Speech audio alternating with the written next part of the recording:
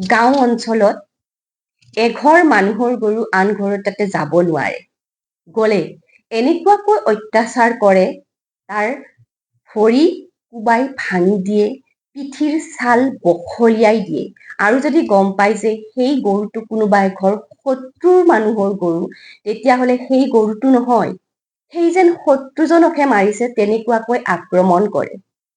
হয়, গম পাইছো আপোনালোকৰ জলকীয়াৰ পুলিটো খাইছে, বেঙেনা পুলিটো খাইছে, লাও পুলিটো খাইছে, অনিষ্ট হৈছে। কিন্তু তাৰ বিনিময়ত গৰুটোক ইমান অমানৱীয় অত্যাচাৰ কৰিবনে? সেই গৰুটোৱেতো একো নাজানে যে আপোনালোকৰ শত্ৰুতা আছে বুলি পেলাই।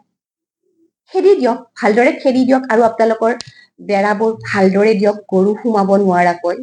আৰু মই এনেকুৱাও দেখিছো, এটা প্ৰেগনেণ্ট কুকুৰ আছিলে আৰু কুকুৰটো তেওঁলোকৰ খেৰৰ পুঁজিত জগিব বুলি পেলাই সেই কুকুৰজনীৰ গুপ্তাংগত ফেনাইল ঢালি দিয়া হৈছিল। আমাক নিজকে আমি জীৱশ্ৰেষ্ঠ বুলি ক'ব পাৰোনে? যদি আমি জীৱশ্ৰেষ্ঠ হয়ে, এই যে কথা ক'ব নোৱাৰা প্ৰাণীৰ ওপৰত আমি এনেকুৱা অত্যাচাৰ কেনেদৰে কৰিব পাৰিছো?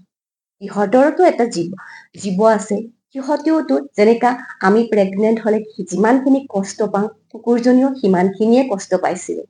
সেইখিনি কথা নাভাবি সেই প্ৰেগনেণ্ট কুকুৰজনীক ফেনাইল ঢালি দিয়া হৈছিল।